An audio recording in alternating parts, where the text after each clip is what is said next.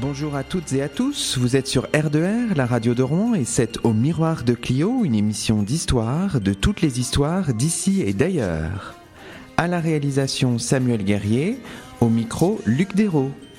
L'émission est disponible à l'écoute et peut être téléchargée sur notre page dédiée sur le site de la radio, asso-r2r.fr, et vous pouvez réagir au déroulement, au contenu de cette émission en nous retrouvant sur Twitter avec le mot-clé Au Miroir de Clio.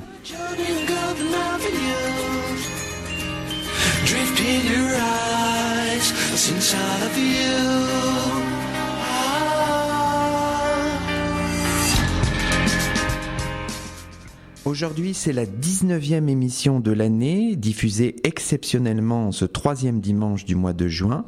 Et nous avons le plaisir d'accueillir Guy Lemarchand. Bonjour à vous. Bonjour. Guy Lemarchand, vous êtes professeur émérite d'histoire moderne à l'Université de Rouen, auteur de très nombreux ouvrages et articles. Avec vous, pendant cet entretien d'1 heure, nous allons revenir sur votre parcours d'historien et de chercheur et nous allons nous attarder sur quelques-unes de vos publications. D'abord peut-être Guy Lemarchand, comme c'est l'habitude dans cette émission, nous aimons revenir sur l'itinéraire, sur le parcours de nos invités. Alors vous avez des origines normandes en fait, Guy Lemarchand, vous êtes né à Neufchâtel-en-Bray, c'est ça ? Exactement, d'un père minotier à Neufchâtel-en-Bray. Mes parents ont divorcé, donc je suis allé commencer mes études à Rouen, et puis finalement à Paris, lycée Charlemagne, Sorbonne, etc. Quand est-ce qu'est né pour vous l'intérêt pour la discipline historique ? Est-ce que vous avez vraiment le souvenir ? Est-ce qu'il y a un événement fondateur ou est-ce que c'est venu progressivement ? Alors, en cours d'enseignement secondaire, en première et en terminale, j'avais fait la section philo à ce moment-là, terminale. C'est à ce moment-là qu'est né mon intérêt à la fois pour l'histoire et puis pour la philosophie aussi. Et puis, ce sont des contingences matérielles. J'ai longuement hésité entre les deux et apprenant, alors que je n'étais encore qu'en première année, qu'à l'agrégation, donc je voyais très loin.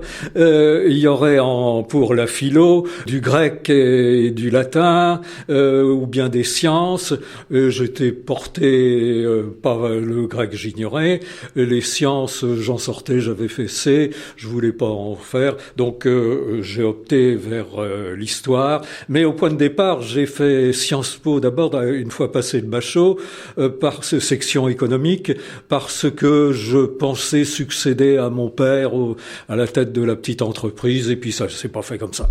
D'accord. Est-ce que, je pense là à la période où vous étiez dans le secondaire, est-ce qu'à ce moment-là vous aviez une période de prédilection ou c'était plutôt la discipline en général qui C'était vers la discipline en général, mais particulièrement l'époque, la fin de l'époque, le XVIIIe siècle et surtout l'époque contemporaine. Et évidemment, l'enseignement à Sciences Po en plus m'a poussé aussi dans ce sens.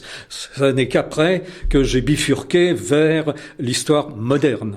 Installons aussi un petit peu le contexte. Quand vous êtes au lycée, en fait, on est au sortir de la Seconde Guerre mondiale, un peu voilà. Dans un contexte donc très particulier. Vous en avez des souvenirs assez précis de cette période ? Oui, le souvenir en particulier d'un enseignant d'histoire, d'Autry, qui était en même temps d'ailleurs chargé de cours à la Sorbonne, qui était membre du Parti communiste, donc à gauche, et dont les cours m'avaient marqué sur la Révolution, puis ensuite sur le programme de première, qui était encore le programme l'Europe, avec beaucoup de place pour la France, 19e, 20e siècle, mais un 20e siècle qui s'arrêtait à 1945. Vous choisissez de faire un double cursus, en fait, à la fois à l'Institut d'études politiques de Paris, à Sciences Po Paris, et puis à la Sorbonne. Donc, ce double cursus vous apportant des choses intéressantes d'une part et d'autre, en fait. Oui. C'était complémentaire, d'une certaine manière. Je me suis aperçu... Alors, c'était Sciences Po qui a été privilégié dans l'optique de devenir entrepreneur. Puis je me suis aperçu en cours de route que je m'intéressais à la science économique mais très peu à la pratique économique d'entrepreneur. Il y avait même des cours de comptabilité, etc., dont je suis redevable d'ailleurs, parce que ça vous donne les pieds sur terre. Bon. Mais en même temps, j'avais commencé par luxe intellectuel l'année propédeutique, puisque c'était comme ça qu'était organisée la licence de lettres, donc d'histoire, à ce moment-là, et je m'apercevais que c'était ça plutôt qui m'intéressait.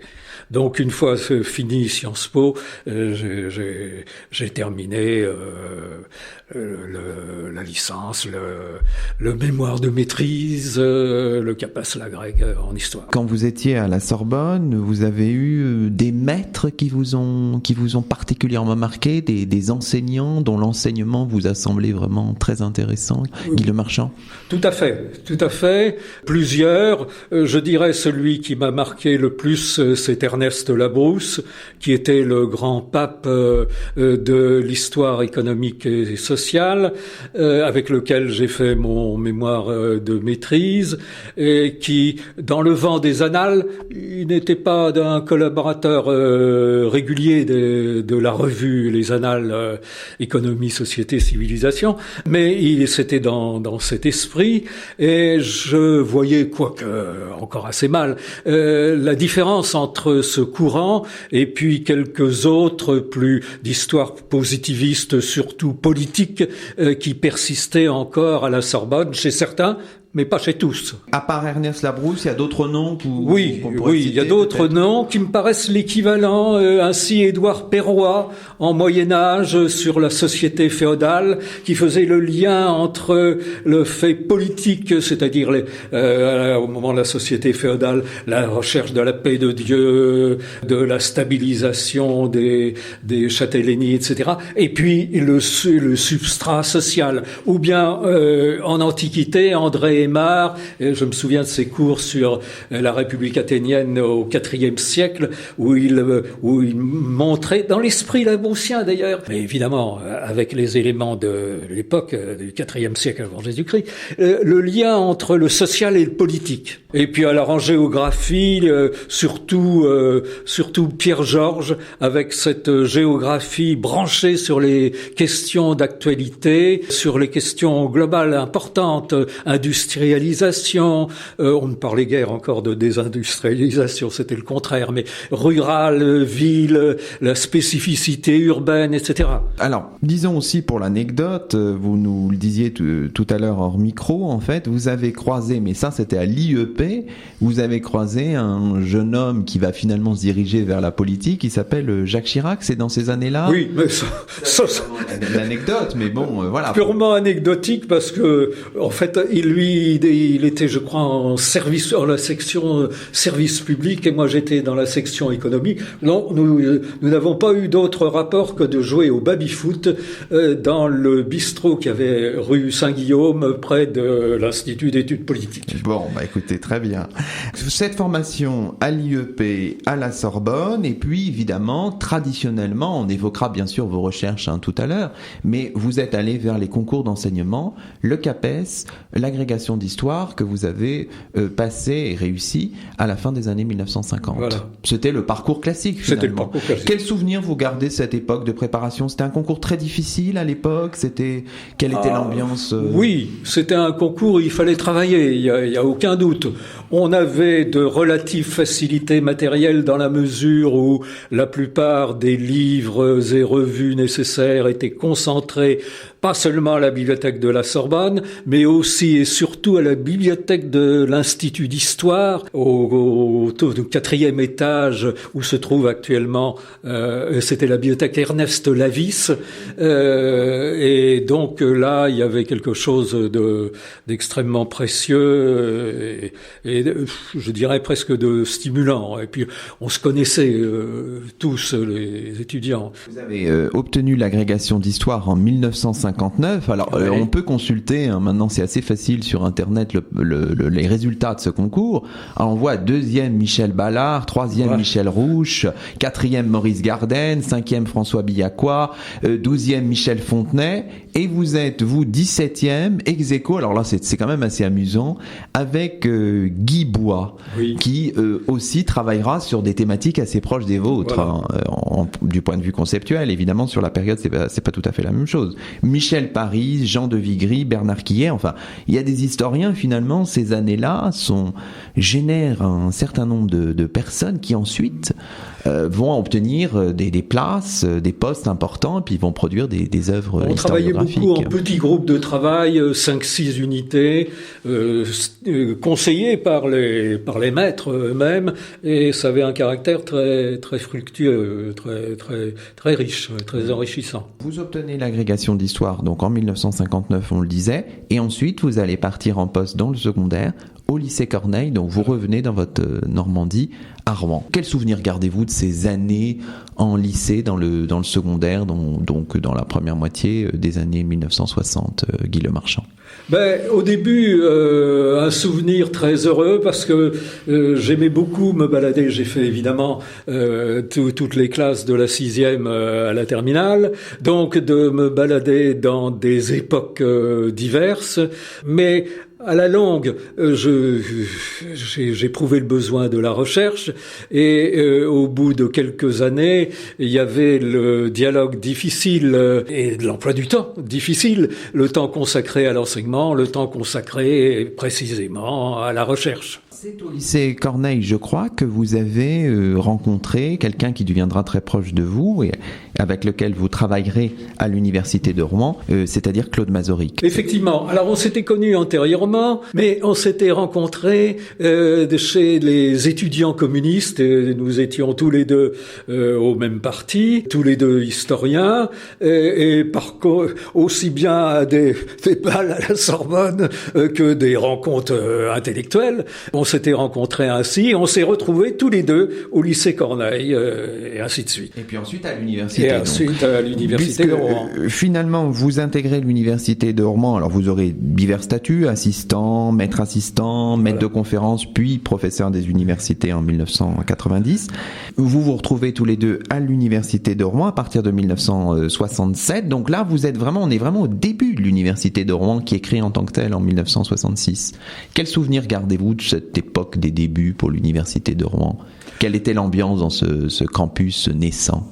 C'était encore une ambiance très très modeste parce que c'était une petite université qui commençait, donc les enseignants n'étaient pas très nombreux, ils n'étaient pas assez nombreux par rapport même à ces effectifs, même s'ils n'étaient pas très étendus, mais un souvenir très agréable.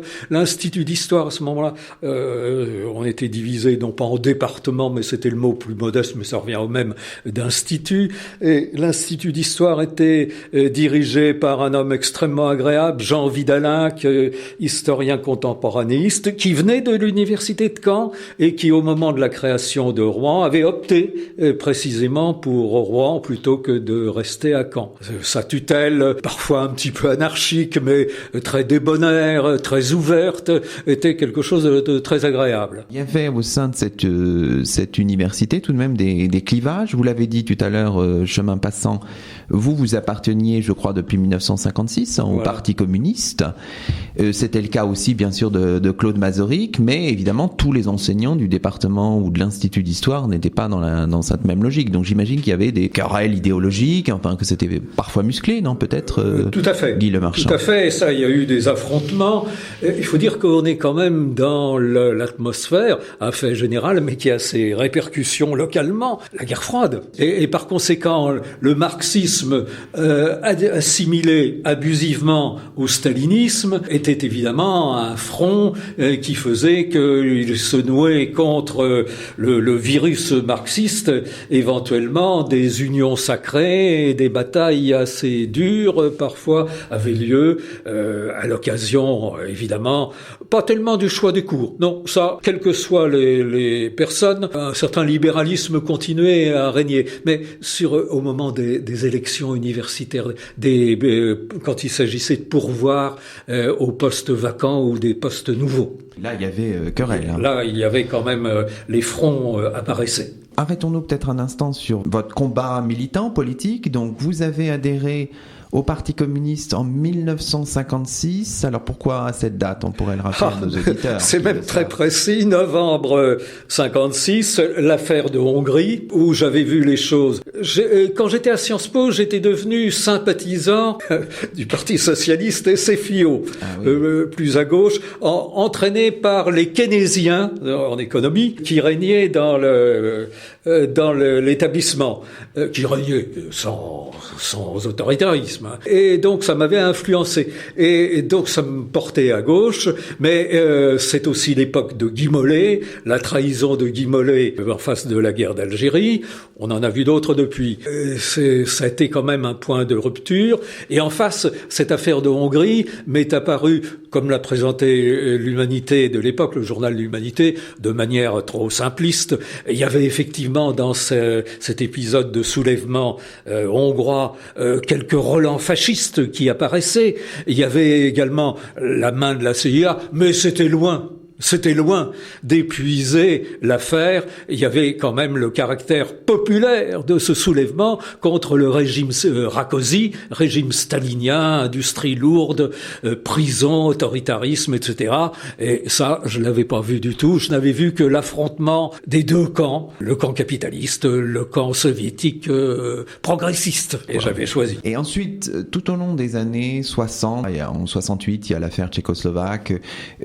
Quel a été votre regard par rapport à la fois à l'URSS et par rapport aussi au Parti communiste français et à sa politique? Quel a été votre regard? Un regard distancié ou... Un regard actif dans la mesure à la fois contre le gouvernement gaulliste, mais également, et là ce fut une lourde erreur, que je ne fus pas seul à partager d'ailleurs, je n'ai pas vu ce que le soulèvement de la jeunesse étudiante signifiait socialement. Je n'en ai vu que les aspects politiques et même politisants, étroits, assemblée générale d'étudiants plus ou moins manipulés par les petits groupes gauchistes, qui rappelaient des épisodes de l'histoire soviétique des années 1917-1930 et où on reproduisait mécaniquement la version dans l'interprétation que j'en avais et que d'autres aussi en avaient, on reproduisait sans s'en rendre compte la version stalinienne du début de l'histoire soviétique, la lutte contre les trotskistes, etc. Les trotskistes soi-disant dans la main de la CIA, etc. Évidemment, c'était d'un simplisme total. Dans les années 70, 80, quel est votre regard au moment où on voit que dans le monde soviétique, les choses sont en train de bouger, qu'il y a des aspirations, en Pologne par exemple et ailleurs, à plus de démocratie? Quel est votre regard sur cette période? J'ai failli sortir du Parti communiste dans les années 85-90, à la suite de ce que vous dites.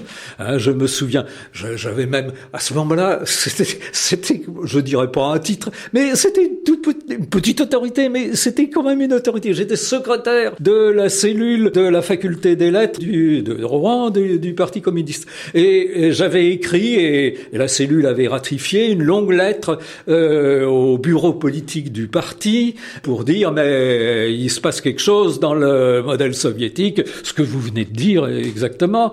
Et au bout de 4 mois, j'avais eu une lettre édredon, étouffoir, de réponse. Ah oui, ce que tu dis de Gaston Plissonnier, qui était le secrétaire à l'organisation. Ah oui, ce que tu dis est très intéressant. Il faudra y réfléchir. Vous voyez le genre. Et effectivement, à ce moment-là, j'ai failli en sortir. Et puis, c'est la suite de l'évolution qui m'y a maintenu, de même que j'ai failli en sortir aussi vers 2007, excusez-moi, la candidature désastreuse Marie-Georges Buffet, qui ne met pas du tout en cause la personne, qui était tout à fait honorable et même l'une des plus lucides, au contraire, mais où il me semblait que le Parti communiste, devenu déjà très petit, se tirait une balle dans le pied pour faire vite. En 1989, au moment de la chute du mur et de ce printemps, cet automne des peuples, quel était votre regard à ce moment-là? Comment appréhendiez-vous ces événements? Une surprise, bien sûr. mais une demi-surprise dans la mesure où je n'ai jamais adhéré au culte stalinien, que d'ailleurs je n'ai jamais senti à l'intérieur du parti, dans les cercles étudiants et les cercles intellectuels. Je n'ai jamais senti de censure, etc. Le Parti communiste, dans la mesure où il le pouvait, par exemple pour la préparation de l'agrégation d'histoire, on avait eu des cours de quelques profs d'université assistants ou autres, Jean Bruyat, etc., Soboul, dans le cadre de la préparation de l'examen, d'étudiants communistes, et qui se faisaient dans un climat de parfaite liberté. Donc, mais j'ai toujours une distance du même coup en face du culte et de Staline et de Maurice Thorez, etc. L'état des forces en présence actuellement, le fait que le Parti communiste soit au plus ou moins allié avec le parti de gauche au sein d'un front de gauche, c'est quelque chose qui vous... c'est le seul espoir possible. Mais pour l'instant, il est petit. C'est le seul espoir possible. Je ne pense pas qu'on puisse se passer d'aucune organisation. Mais cela dit, le temps n'est plus à un parti qui aurait autour de lui des compagnons de route, des sympathisants plus ou moins lointains. Tout ça, c'est fini. La seule chose possible, c'est une coalition visant pas seulement les forces politiques se donnant comme telles, mais les associations, les syndicats, etc. C'est la seule forme possible. Sinon, au siècle de l'ultra-communication, on ne peut plus avoir les mêmes canons que autrefois. Dans toutes ces années de parcours un petit peu militant, comment concilier votre implication militante et puis votre travail d'historien? Est-ce que c'est possible ou est-ce que parfois, avec votre travail d'historien, vous ne cultiviez pas aussi une certaine forme de recul qui allait en contradiction avec l'adhésion militante, ou est-ce que c'est deux choses complètement différentes? Non, je pense que les deux choses vont de pair, et je pense que l'aspect militant m'a aidé même, ça fait évidemment un bien grand mot, dans la compréhension de l'histoire. C'est-à-dire une certaine interprétation du marxisme détachée justement de la vulgate stalinienne, et la distanciation que l'on lit dans la correspondance de Marx et d'Engels, même cette réflexion critique incessante. Je pense que là il y a l'envie de concevoir des ensembles pour comprendre l'histoire humaine et non pas en rester à la poussière des événements politiques. Tout cela m'a aidé dans ma vision, vraie ou fausse, de l'histoire et mon travail historique quotidien. Bon, écoutez, c'est une transition vers vos travaux de recherche qu'on va évoquer, mais après une première pause musicale. Et le premier titre qu'on va entendre, c'est un titre de Jean Ferrat, un titre de 1965, c'est Potemkin sur R2R. C'était Potemkin, un titre de Jean Ferrat sur R2R. Vous écoutez Au Miroir de Clio, l'émission d'histoire de la station, et nous sommes toujours en compagnie de Guy Lemarchand, professeur émérite d'histoire moderne à l'université de Rouen. Alors Guy Lemarchand, nous avons évoqué votre parcours, notamment au sein de l'université de Rouen à partir de 1967 jusqu'en 1997. Alors maintenant, on va revenir sur un grand moment pour vous qui a structuré l'ensemble de vos travaux, c'est évidemment votre thèse. Finalement, Guy Lemarchand, quand on essaye de faire un peu la genèse de tout cela, au départ, vous avez hésité entre l'histoire contemporaine et l'histoire moderne. D'abord, la formation que j'avais reçue à l'Institut d'études politiques, l'attrait de l'histoire contemporaine à la Sorbonne, en particulier avec Renouvin, me portait plutôt vers le contemporain que vers l'époque moderne. Et puis, c'est tout simplement le hasard des archives au dépôt départemental de Seine-Maritime, avec la présence de riches fonds et en particulier de fonds fiscaux sur le XVIIe, XVIIIe siècle, qui m'a porté vers l'histoire moderne, et puis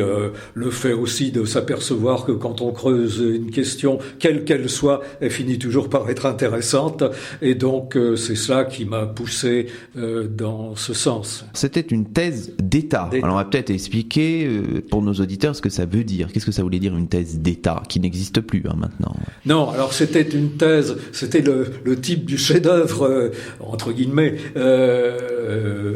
personnel à long terme.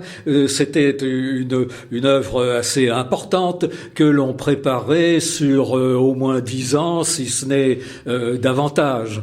Et donc était l'œuvre à la fois de dépouillement archivistique ou bibliothécaire étendu, et en même temps d'une réflexion qu'on supposait approfondie au fil du temps, consacrée à cette réflexion sur toute une série d'années.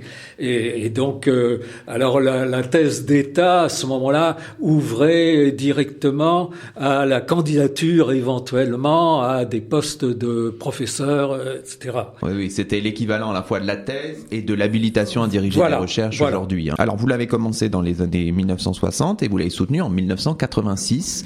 Mais Guy Lemarchand, vous avez eu plusieurs directeurs de thèse successifs. Alors Ernest Labrousse, dont on parlait tout à l'heure, mais aussi Pierre Villard et Michel Vauvel, sans compter que vous avez travaillé aussi avec Albert Soboul, qui étaient tous quand même bien marqués à gauche, bien sûr, qui avaient une philosophie, une manière de pratiquer l'histoire un peu particulière. Comment pourrait-on la caractériser, Guy Lemarchand? J'ai été marqué par cette recherche quantitative du collectif des phénomènes sociaux.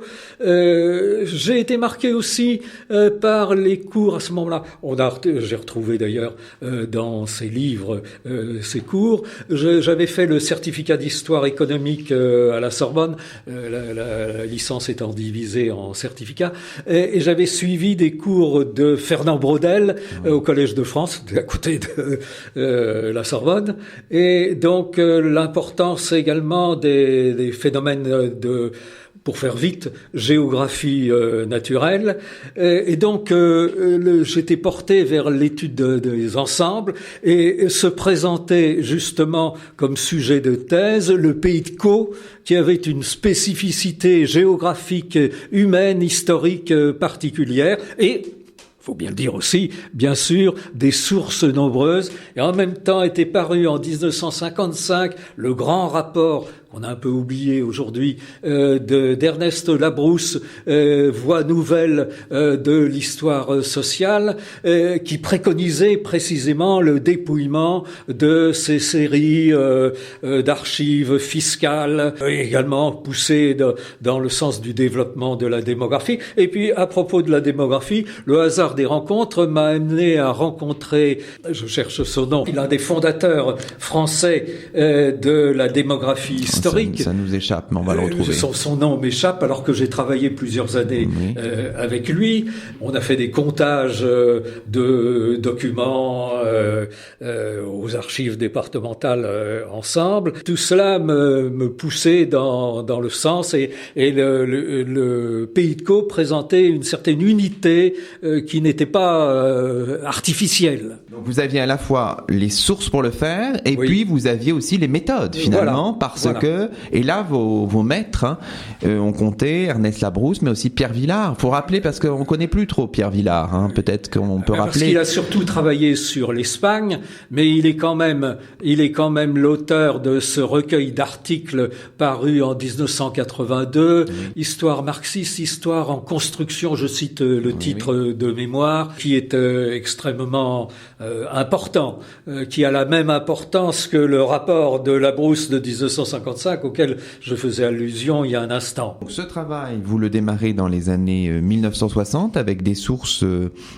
abondantes. Alors vous dites dans le rapport de soutenance que vous avez publié, qui est très, très commode et très intéressant à lire dans les Annales historiques de la Révolution française de 1987, vous dites que votre méthodologie c'est le matérialisme historique. Alors, est-ce que vous pourriez un petit peu expliquer ça pour nos auditeurs ? Je ne peux l'expliquer que de manière très, très sommaire et qui va paraître réductrice.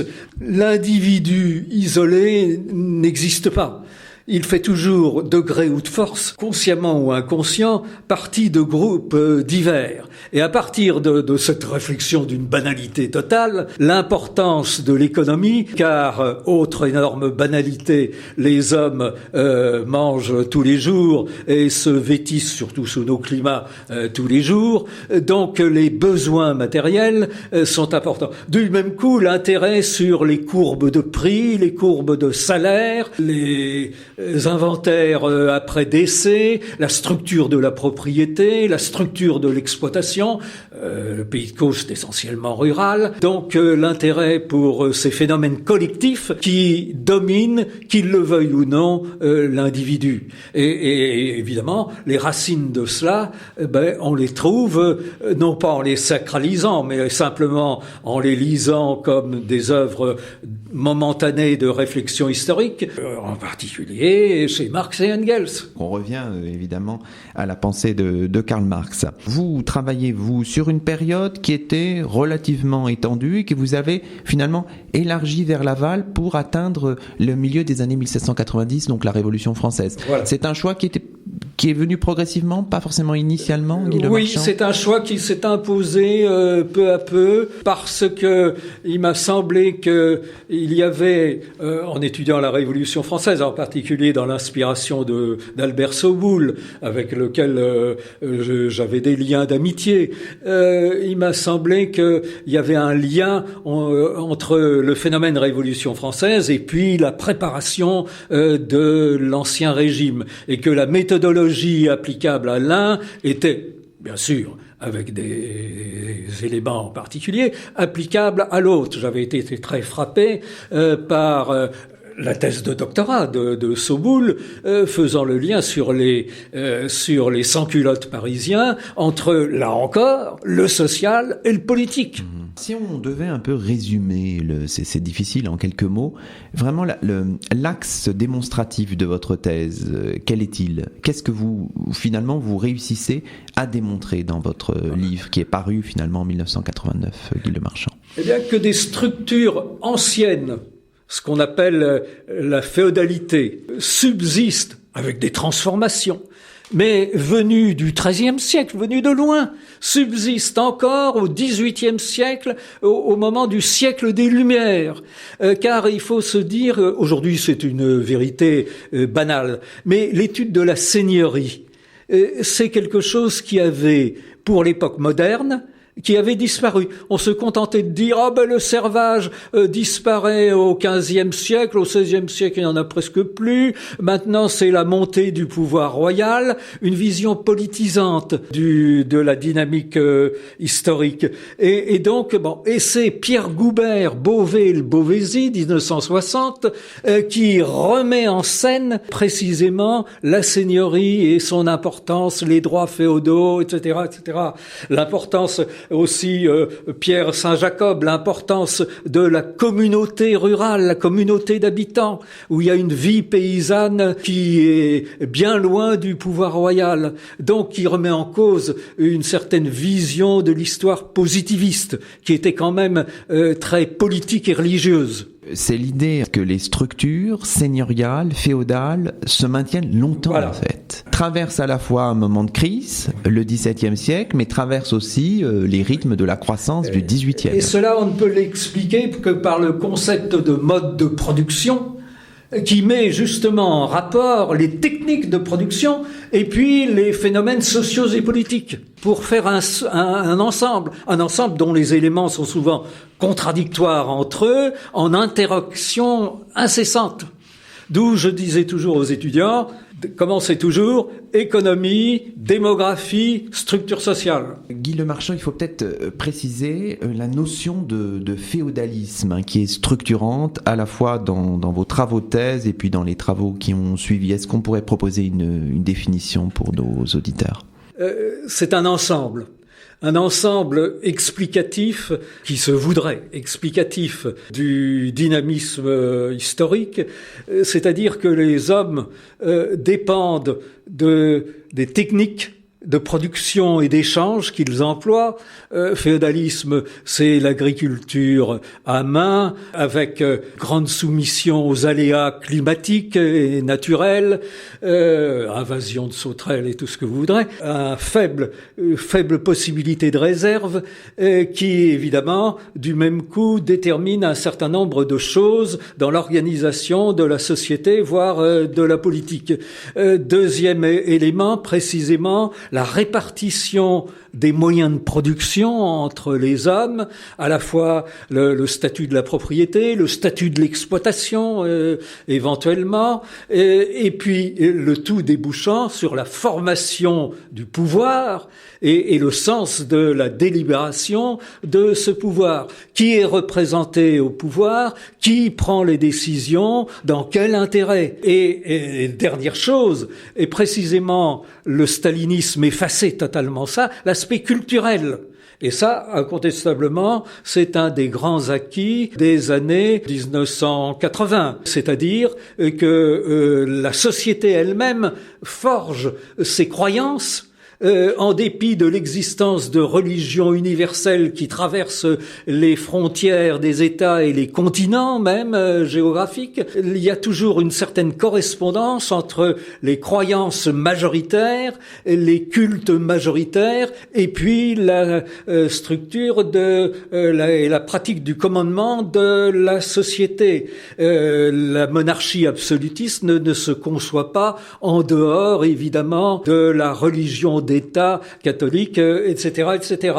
Mais tout cela n'implique pas des déterminations mécaniques de l'un à l'autre. On appuie sur un bouton au début, et puis on a tout le reste à la suite. Il y a des contradictions, des interactions incessantes entre les deux. Et je crois que le concept d'idéologie sur le plan culturel, c'est-à-dire un concept suffisamment vaste qui englobe religion dominante, système d'enseignement, représentation, pour faire vite, est un concept qui est adapté à cette compréhension de vaste échelle, à la fois dans le temps et dans l'espace. Le concept de féodalisme, ça vous permet finalement de faire de l'histoire économique, de l'histoire sociale, voilà, de l'histoire culturelle, éventuellement de l'histoire religieuse. Enfin voilà. Sauf que de l'histoire culturelle, je n'en ai guère fait. Vous n'en avez guère fait, mais ça peut être un levier aussi parmi d'autres. Tout à fait.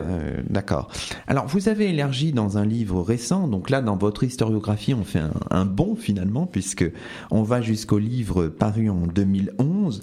Vous avez voulu faire une approche plus générale, dépasser en fait à la fois la Normandie et puis même le cas français, en élargissant vos perspectives à toute l'Europe. C'est un livre qui s'appelle Paysans et seigneurs en Europe, une histoire comparée 16e, 19e siècle, paru aux presses universitaires de Rennes en 2011.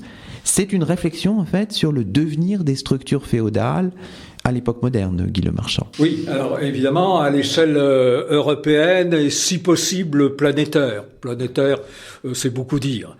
Ça vient tout simplement, là, ce livre-là, je ne suis pas sorti de l'Europe. Et encore, je n'ai pas vu l'Écosse, je n'ai pas vu l'Irlande. Il y a des choses parce que c'est vraiment très spécifique et j'avais vraiment aucune connaissance, je ne pouvais pas travailler là-dessus, les annexer. Mais tout ça résulte d'un très long travail, d'une très longue accumulation dans les années 70 avec Albert Soboul, puis deux autres collègues. On avait collaboré à la collection Peuple et Civilisation qui avait été fondée autrefois par Alphen et Sagnac, qui était une collection d'histoire universelle des presses universitaires de France. Et le XVIIIe siècle était prévu en 4 volumes, les 2 premiers sous la direction de Soboul, puis après on ferait les 2 autres. Ils sont sortis dans les années 76 ou 77, les 2 premiers, et là j'avais été amené à sortir de l'Hexagone. Je m'étais intéressé déjà pas mal à l'histoire de l'Angleterre, etc., à élargir les horizons. Donc j'ai commencé à accumuler des notes sur divers pays européens. J'ai fait des cours, car l'enseignement et la recherche, on ne peut pas séparer les deux, contrairement à aujourd'hui cette espèce de rétrécissement disciplinaire qu'essaye d'introduire notre gouvernement. Donc ce lien, cette accumulation m'a conduit une fois à la retraite, tout simplement à reprendre l'ensemble, les cours, les notes, etc., mettre à jour et sortir ce livre auquel je pensais depuis longtemps. Quelle est l'idée directrice du livre? Vous montrez que là, il y a quand même une opposition entre l'Europe de l'Ouest et l'Europe de l'Est. Voilà. Assez net, tout de même, Guy Le Marchand. Bien sûr. Alors, autour de la grande question, puisque le livre démarre au milieu du XVIe siècle et se termine dès les années 1860, l'abolition du servage en Russie, le milieu du XVIe siècle, parce que les feux de la Renaissance sont en train de se terminer et la monarchie absolutiste en Occident est en train de se construire, des dates relativement significatives. Alors le vœu, c'est de montrer que à travers le continent européen et la variété des événements, des sociétés, etc., il y a quand même quelques traits communs, et ces traits communs se tournent autour de ce concept de féodalisme. Mais évidemment, avec une grande différence entre ce que vous venez de dire, l'Europe de l'Ouest, où l'ancien système féodal est beaucoup moins prégnant, tout en étant encore présent, qu'il ne l'était autrefois, alors qu'au contraire, il se construit et se renforce en Europe centrale et Europe de l'Est, comme on dit, mauvaise expression mais commode, l'Europe du deuxième servage. Le servage disparaît à l'Occident, et au contraire, il se développe en Orient. Vous parlez dans votre livre de féodalisation pour cette Europe de l'Est, oui. Mais vous évoquez aussi pour l'Europe de l'Ouest, pour le XVIIIe siècle, un moment de reféodalisation. Alors pourquoi cette idée, Guy Le Marchand? Eh bien parce que c'est essentiellement au XVIIe siècle. Et là encore, je pense qu'il faut faire le lien entre le phénomène économique et les phénomènes sociaux et politiques. La crise, ce qui a été un thème aujourd'hui un peu oublié, la crise du XVIIe siècle. Historiens anglais, historiens français ont pas mal écrit là-dessus, a amené une reprise, pour faire vite, une reprise en main des campagnes et une reprise en main à travers la consolidation de ce qui reste de la seigneurie, et c'est plus évidemment la seigneurie des châtellenies féodales, puisqu'il y a le pouvoir royal qui au contraire est en train de se développer, il n'y a plus le servage, néanmoins il y a quand même encore une sujétion économique paysanne extrêmement importante. Donc c'est autour de ça, et puis alors en Europe centrale et orientale, c'est là aussi la main du pouvoir royal. Il y a une formidable collusion entre le pouvoir des tsars, l'Église orthodoxe, et puis le sort de la paysannerie. Alors évidemment, ce que je dis est extrêmement mécanique et trop simple parce qu'il faut faire vite, mais il y a des liens entre tous ces phénomènes qui peuvent apparaître comme séparés, autonomes les uns par rapport aux autres. Finalement, la transition du féodalisme au capitalisme, c'est long, ça prend du temps en fait. Bien sûr, ça prend du temps. En Europe occidentale, ça apparaît nettement au XVIe siècle. Les groupes financiers, bon, alors évidemment tout le monde a dans la tête les Fugger, la banque italienne, etc. Mais il n'y a pas que cela. Il y a l'introduction des financiers dans le financement de l'État monarchique, etc. Et puis en Europe orientale, beaucoup moins évolué, avec un système d'État très faible, mais qui va se construire. Pour prendre un pôle, 1680, les années 1680, l'avènement de Pierre le Grand en Russie. Mais avec déjà, sous Ivan IV, Ivan le Terrible, des linéaments qui se posent. Alors avec évidemment toute une construction idéologique qui est spécifique autour de l'Église orthodoxe, la Troisième Rome, etc. Dans cette transition du féodalisme au capitalisme, évidemment, tout de même, la Révolution française est un moment très important. Avec une troisième ère quand même, celle de l'Empire ottoman, la Roumélie, les Balkans, où les anciennes élites ont quasiment disparu, et puis un phénomène de construction avorté, mais de construction d'un système plus ou moins seigneuraux commence aussi et va apparaître plus nettement avec la décadence de l'État ottoman. Bon, écoutez, avant de conclure cette émission par quelques réflexions sur l'historiographie d'aujourd'hui, on va marquer, Guy Lemarchand, une deuxième pause musicale dans cette émission au Miroir de Clio sur R2R, et on va le faire en compagnie de Boris Vian, un titre de 1956, c'est La complainte du progrès sur R2R. La complainte du progrès. C'était La complainte du progrès par Boris Vian, un titre de 1956 sur R2R. Vous écoutez Au Miroir de Clio, l'émission d'histoire de la station, et nous sommes toujours en compagnie de Guy Lemarchand, professeur émérite d'histoire moderne à l'université de Rouen. Alors nous arrivons, Guy Lemarchand, votre compagnie, à la fin de cette émission, et je crois que vous aviez envie, avec toute l'expérience historiographique que vous avez, de jeter un petit peu un regard sur l'historiographie contemporaine finalement, Guy Lemarchand. Quel est votre regard sur les évolutions historiographiques récentes ? Depuis en gros les années 2000 dateront naturellement, il me semble qu'il y a un virage qui est pris par rapport à l'inspiration dominante des travaux dans les 20 années précédentes, 1980-2000. L'avantage de la retraite, c'est précisément qu'on peut continuer à lire sur la période dont on est spécialiste, mais également sur d'autres périodes, un peu essayer d'élargir ses horizons. Et il me semble que, en fonction de cela, il y a quand même des nouveautés très positives qui sont apparues et qui sont, pour certaines, en rupture avec ce qui se faisait ce qui était dominant, et pas exclusif, mais dominant dans les années 1980, c'est-à-dire le vent libéral, plus ou moins hégémonique, qui a soufflé sur toutes les sociétés et même l'inspiration historique dans ces années 80. Qui souffle moins. Qui me paraît remise en cause aujourd'hui par les travaux qui sortent directement ou indirectement, sans que nécessairement d'ailleurs les auteurs de ces travaux n'en aient toujours une conscience nette, n'assument la chose en elle-même. Vous pensez notamment, je sais pas, en matière de Révolution française, au recul de la pensée de François Furet, par exemple? Je prendrai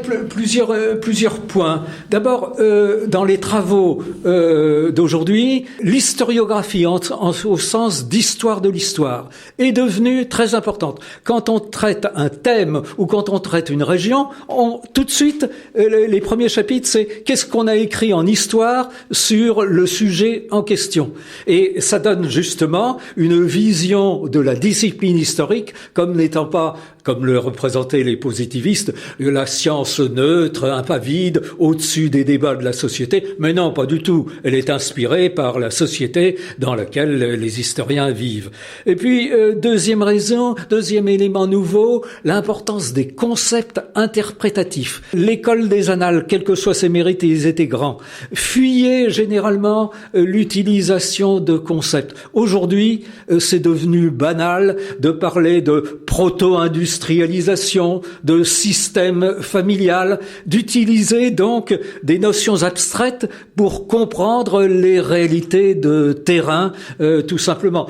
Alors, le concept de mode de production, mais lui, il est plus difficile à passer parce qu'il s'en souffre naturellement, bataille idéologique, mais fait partie de cela. Et puis, troisième chose, toujours l'importance qui avait été mise un peu en cause dans les années 80, l'importance de économie, démographie, structure sociale et derrière elle, l'histoire quantitative. Même l'histoire des représentations aujourd'hui recourt au quantitatif. On ne peut pas en sortir. Qu'il y a quand même les us et abus peut-être d'une certaine histoire des représentations détachées des réalités matérielles, des courbes de prix, des salaires, etc., des bonnes vieilles réalités qui est un peu mise en cause là. Et alors du même coup, ça me paraît être la mise en cause aussi un courant idéaliste représenté dans l'interprétation de l'histoire de la Révolution française, François Furet ou même Rosan Vallon. Le politique autonome jusqu'à l'indépendance par rapport aux structures matérielles et sociales. Je pense qu'aujourd'hui, ne serait-ce que la présence de la crise dans notre société depuis 2008 remet en cause tout cela. Et puis, enfin, dernière chose, il y a quand même l'acquis, car tout n'a pas été négatif, des années 1980, cette histoire des représentations, mais ce n'est pas une nouveauté totale des années 1980. Robert Mondroux, l'introduction à la France 1500-1640, il écrit ça. C'est une œuvre formidable d'histoire, comme on disait, des mentalités. Ça date de 1960. Ou bien l'œuvre de Vauvel, idéologies et mentalités, ça date de 1982. Donc la floraison des années 80 autour de l'histoire des mentalités et des représentations, elle n'est pas partie de rien. Mais avec le souci aujourd'hui de continuer cette histoire naturellement parce qu'elle a son importance, les idéologies sont mobilisatrices, c'est bien évident, et de continuer ça en rapport avec les structures matérielles et sociales. Et dernière chose, l'importance de la géographie. Fernand Braudel, les déterminations de par les structures pour faire vite, la géographie naturelle. Merci beaucoup Guy Lemarchand. Alors on vient de retrouver le nom de notre démographe qu'on cherchait tout à l'heure, c'est bien sûr Jacques Dupaquier. C'est ainsi que se termine la 19e émission de l'année, diffusée exceptionnellement ce 3e dimanche du mois de juin. Nous étions donc en compagnie de Guy Lemarchand, professeur émérite d'histoire moderne à l'université de Rouen. Au miroir de Clio revient dans une semaine pour la dernière de la saison. À très bientôt sur R2R. Drifting her eyes inside of you.